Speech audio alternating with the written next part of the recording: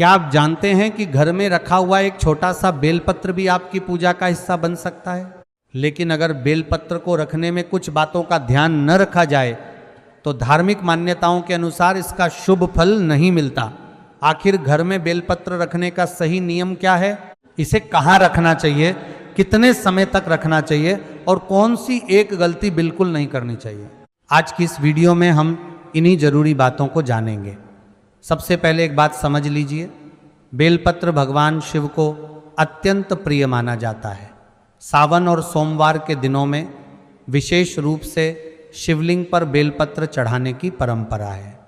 कई लोग पूजा के बाद बेलपत्र को घर में भी रख लेते हैं और इसे भगवान शिव के आशीर्वाद का प्रतीक मानते हैं।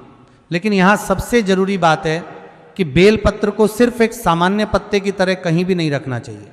धार्मिक मान्यता के अनुसार अगर आप बेलपत्र को घर में रखते हैं तो उसे साफ सुथरी और पवित्र जगह पर रखना उचित माना जाता है।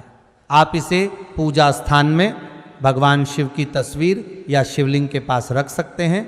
बेलपत्र को ऐसी जगह रखने से बचें जहां जूते चप्पल हों, गंदगी हो या लोग बार बार पैर लगाते हैं। अब बात करते हैं सबसे बड़ी गलती की। कई लोग पूजा में चढ़ाया हुआ बेलपत्र लंबे समय तक घर में रखते रहते हैं।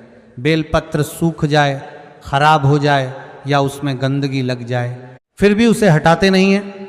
धार्मिक परंपराओं में पूजा सामग्री को सम्मान पूर्वक रखने और खराब हो जाने पर उचित तरीके से विसर्जित या पौधे की मिट्टी में रखने की बात कही जाती है। इसलिए खराब या सड़ा हुआ बेलपत्र पूजा स्थान में पड़े रहने देना उचित नहीं माना जाता। एक और महत्वपूर्ण बात है, बेलपत्र को रखने से पहले उसे साफ होना चाहिए। अगर पत्ते पर मिट्टी, धूल या कीड़े लगे हों तो उसे पूजा स्थान में रखने से पहले साफ कर लें। अगर आप शिवलिंग पर चढ़ाया हुआ बेलपत्र घर लाकर रखते हैं तो उसे सम्मान पूर्वक पूजा स्थान में रखें। उसे रसोई, बाथरूम, जूते रखने की जगह या फर्श पर रखने से बचें। अब सवाल आता है कि क्या हर बेलपत्र घर में रखा जा सकता है? ऐसा जरूरी नहीं है। बेलपत्र अगर बहुत ज़्यादा सूख चुका है, फूट गया है या खराब हो गया है तो उसे पूजा स्थान में रखने के बजाय श्रद्धा पूर्वक किसी पौधे की मिट्टी में रख देना बेहतर माना जाता है। इसे कूड़े में फेंकने से लोग धार्मिक रूप से बचते हैं। और एक बात, बेलपत्र को लेकर अलग अलग क्षेत्रों और परिवारों में अलग अलग परंपराएं भी देखने को मिलती हैं।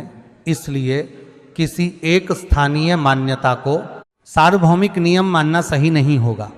अगर आप घर में बेलपत्र रखना चाहते हैं तो सबसे सरल नियम यही रखें, बेलपत्र साफ हो, पूजा स्थान में हो, उसका सम्मान हो और खराब होने पर उसे वहां पड़े रहने न दें। धार्मिक मान्यता में वस्तु से ज्यादा महत्वपूर्ण आपकी श्रद्धा और पूजा की भावना मानी जाती है। इसलिए केवल डर की वजह से बेलपत्र घर में न रखें। अगर आप इसे भगवान शिव की भक्ति और श्रद्धा के प्रतीक के रूप में रखते हैं तो स्वच्छता और सम्मान का ध्यान रखना सबसे जरूरी है।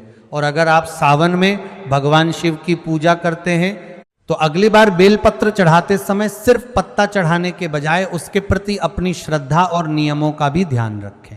अगर आपको यह जानकारी उपयोगी लगी हो तो वीडियो को लाइक जरूर करें और कमेंट में हर हर महादेव लिखकर भगवान शिव का स्मरण करें।